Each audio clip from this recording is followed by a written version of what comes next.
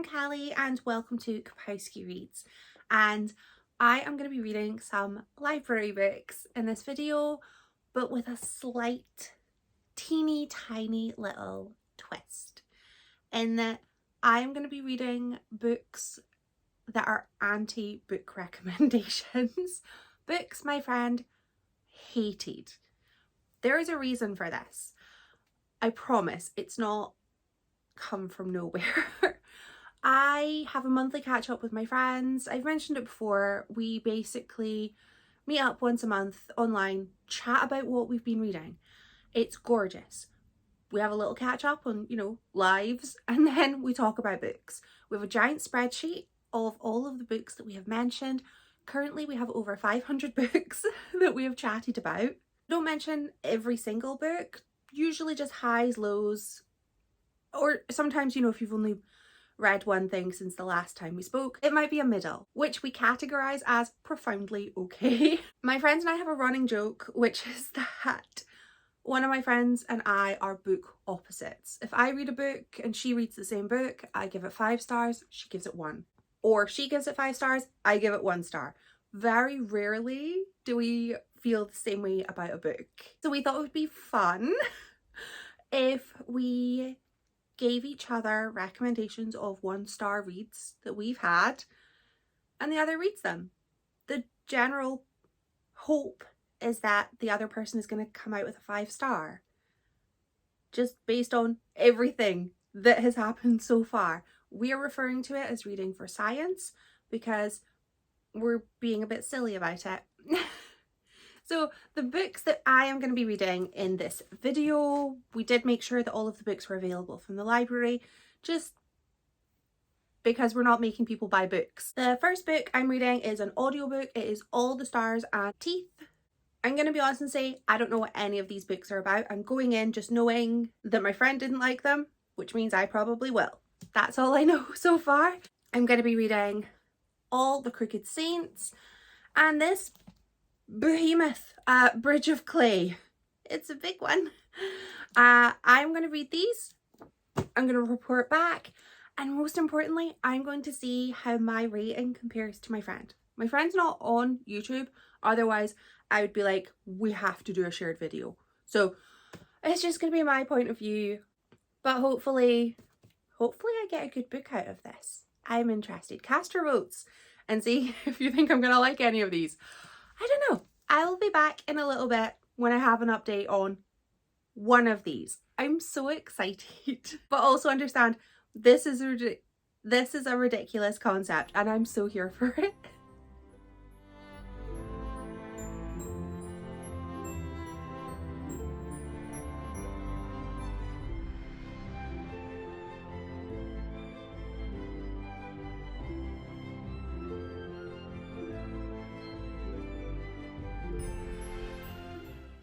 I am back. I have my first update. I've had a lovely day. That's not the update. The update is book-wise, but life-wise, I've had a lovely day. I went to Pilates. I pilated. Palated? I did Pilates. And then I went and had a little looky-look in a bookshop. Just a browse, because I have 3 books I'm reading in this video. I do not need to be buying more books. But I had a little browse. There wasn't anything that caught my eye. Otherwise, I would have let myself have a little treat because I like a little treat sometimes.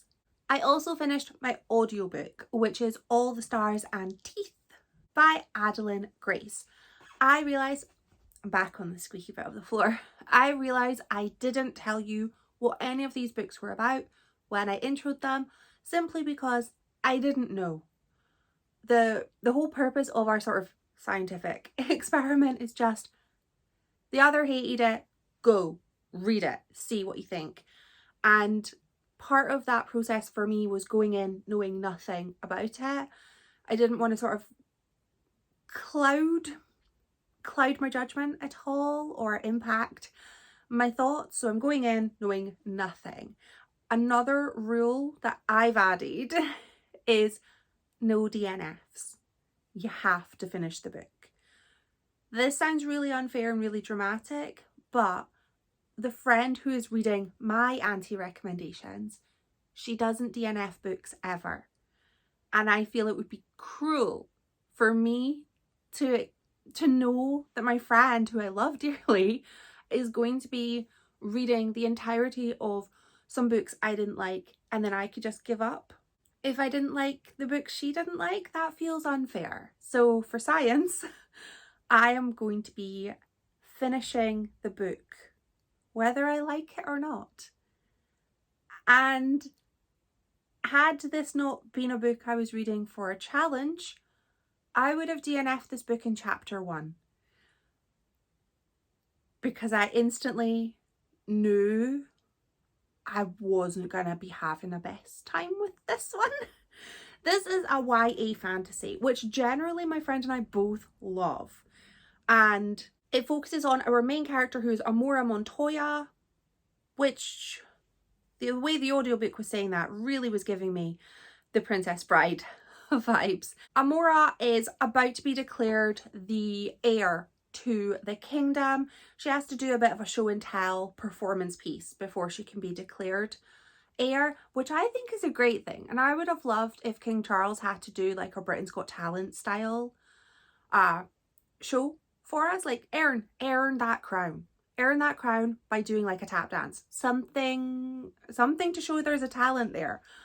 Amora has got a talent of kind of almost like bone magic. She can control people if she can just get a little bit of them, like their hair, their blood, bones, of course, but how are you getting a bone subtly? She can kind of hurt people. And on the day that she's to do her big talent piece, the evil within her takes over, and her Britain's Got Talent piece does not go well. It's not Britain's Got Talent. This isn't set in the UK. So she ends up being imprisoned because she is seen as a danger to the kingdom. A very handsome, you have to know he's handsome, pirate frees her and is like, come with me. We're going to go sail the seas and go to this other island. And that will help prove to people that you are fit to rule, and the pirate's going to get his magic back because he's lost his magic. So off they go and they sail. And who should be on that boat as well but her betrothed, because he's like, look, I kind of feel tied to you. I feel obliged.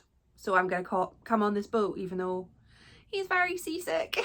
He just goes to kind of keep her company, kind of keep her safe. And generally, while there might not be any romantic love between these two, there is like a, well, friendship or sense of obligation. So they go on this quest on a boat, which should be exciting. It's not. They go on this big quest. There's sea monsters. There's of course a mermaid, and she's great. The audiobook did make the mermaid sound a lot like Kendra the Vampire Slayer, which I loved Kendra the Vampire Slayer. So that made me love the mermaid, because I was like, oh, you deserved so much more. And I really liked her. I feel like on paper I would have loved this book. We've got like a sea quest. We've got these cool kind of monsters. We've got battles. But we have the most unlikable main character. Not only do we get to enjoy the main character being insufferable, but also there's internal monologues from Amora. And there wasn't even a bit where she was humbled or she realized her privilege. She was undercover and would still be like, I'm Amora Montara, I'm your queen, show me respect. She wasn't the queen, but the heir. And it's like, you're meant to be undercover. You don't, I've never gone undercover, or have I? But you don't go undercover and tell people your full government name. You go undercover and you stay undercover. You don't be starting bar fights or demanding people show you respect. Respect is earned, and she could not understand that she hadn't earned the respect of the kingdom, which is why she didn't have the respect of the kingdom. She was awful. She'd make a terrible queen. I didn't like the book, didn't like the main character. There was a romance which felt like it came from nowhere. There was no chemistry. I know there's an argument that This is a young adult book. I'm not a young adult, but I feel very strongly that just because a book is for a younger audience, they don't deserve a lesser book because they're younger. The book should still have wonderful characters, rounded characters. It should still have an exciting plot.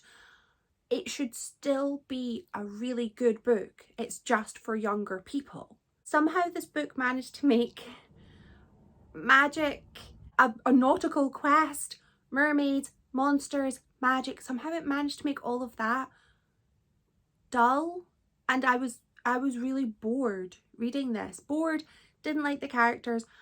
I had a bit of a rant with my friends. One of my friends almost choked on some popcorn, so I'm so sorry. We're not off to the best start with regards to me enjoying books, but my friend and I both agree on this book, which is interesting. This is interesting for me anyway. I am going to go and read, I think next I'm going to read Bridge of Clay, because I started with this one, which was the book that I think I was the most likely to pick up. And Bridge of Clay is the book I think I'm the least likely to have picked up, other than having loved The Book Thief. A story about brothers is not generally something I want to pick up, but here's hoping that I'm going to have a good time with it. This is fun, apart from not enjoying the book. But for science, this is fun.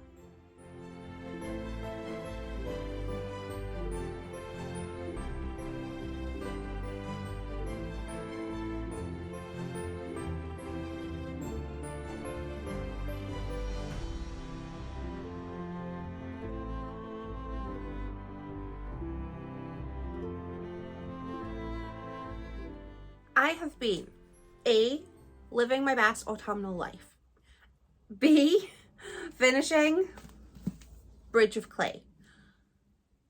I went for the most delightful autumnal walk. So many leaves, just gorgeous leaves. It looked like I was walking through an autumn filter. I popped to the shop, pumpkins in the shop. I wanted to buy a big pumpkin and bring it home, but I am aware of my upper body strength and knew that that would lead to bad times. I really want a pumpkin, but I'm not going to carry a pumpkin on my big walk home. That would be foolish. Also, when I got home, I'd seen the pumpkin and I had a vision in my head of what I wanted to do. I made pumpkin spice syrup. This is one of the things I wanted to do for autumn, or during autumn, is make pumpkin spice syrup for my coffee so that I can have a pumpkin spice latte anytime I so choose at home. I found a recipe and it included pumpkin, like actual pumpkin in it, and I had a can of pumpkin. I don't know if that's the right recipe, because I thought it was just flavored sugar syrup, but I have pumpkin puree in it and it's delicious, but I feel like it's wrong. I feel I've made the wrong recipe. Either way, I'm gonna have to make soup, because I now have 3/4 of a can of pumpkin puree just sitting in my fridge. So maybe I'm gonna go back and buy that pumpkin, or maybe the little pumpkins, and make a pumpkin soup. I think that would be delicious. And can you tell I'm stalling so I don't have to talk about this book? Because I am. I have finished Bridge of Clay by Marcus Zusak. It's 570 odd pages, but it feels like 5,700 pages. This is a slow read. This book is about 5 brothers who, for all intents and purposes, are kind of orphaned. Their mother has sadly passed away. Their father has disappeared. And they have kind of raised themselves. And one day their father just comes home and goes, "Hey, I want to build a bridge. Do one of my estranged sons want to help me?" And so the son, whose name is Clay, he goes off to help build this bridge. It is not a metaphorical bridge, like bridging the relationship. No, it's a bridge. I hated this book. I love The Book Thief. This book, fantastic. Also, not as big. This book is excellent, and I can't quite wrap my head around the fact that this book was written by the same person who wrote this book, because everything I loved about The Book Thief is lacking in Bridge of Clay. I we'll start with the characters. We have a lot of characters. There are 5 brothers. Until page 300, I kept forgetting there were 5 because there only felt like 3. They are not distinct enough to really be memorable. There is the mother, Penelope. She is the only character who has a smidge of a personality. There is the father. I've forgotten his name. It's not Michael, but it could be. There is a best friend. Don't enjoy her presence because just don't. Everyone who is likable in this book has a bad ending. I did not expect this book to include the slow decline of Penelope the mother. It is spread out throughout the book and she goes through radiation treatment, and I never want to read about that. I know that's a privilege to say I never want to read about it, but my sister went through radiation treatment and I saw it, the impact it had on her. I don't want to read that in my, I read to be entertained, I read to learn. I don't read to remember horrible times. So for me, that was just really unexpected and undesired by me. Boys, the characters, they are just one. They are just one character. They don't feel distinct. And I suppose there's an argument for they raised each other, so they are each other. But I think that that's a bit of a cop-out. I feel like people who, you know, trauma bond, grow together, still have their own personalities, and these characters just didn't. I felt like the writing was trying to be kind of whimsical and dreamlike and overly floral and lots of metaphors, and it just fell flat. I didn't enjoy the book. I felt like there was very little plot. I didn't like any of the characters apart from Penelope, who was the most interesting person. She had grown up in Germany. She had come over to Australia. She played the piano. I'd love to have known more about Penelope. Instead, I just get to read about her sons arguing with each other, fighting with each other, just being obnoxious and loud. And it, no. And I felt physically ill having to pick this book up and having to revisit things I don't want to revisit and read about characters I didn't care about. I finished this book and I was jubilant for it to be over. Let's hope the next book is a more successful read. Please, because we're currently 1 star and 1 star. I will take a 2 star as a win, but it's not getting a pity 2. Has to earn that. I'll be back in a bit.